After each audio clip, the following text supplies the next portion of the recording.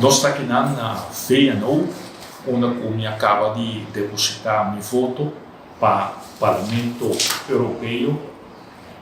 Até dia 23 de maio, tem oportunidade para estar a registrar por depositar um voto. E, por supuesto,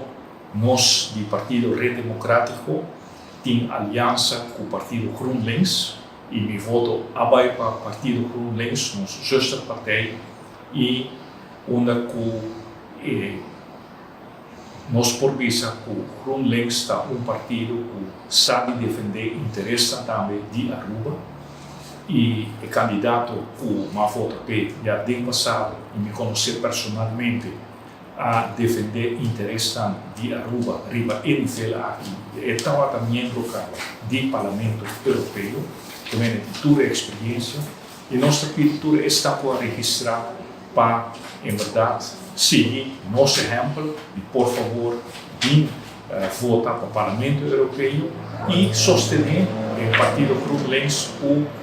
a aliança com nós por defender interesses de Aruba a nível do Parlamento Europeu. Você tem a oportunidade até dia 23 de maio aqui na oficina de VNO para depositar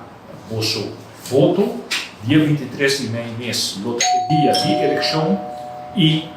vão demonstrar que Aruba está dando importância na nossa relação histórica com a Europa e, no caso, aqui com o Parlamento Europeu. Essa aqui é Arubiano, o website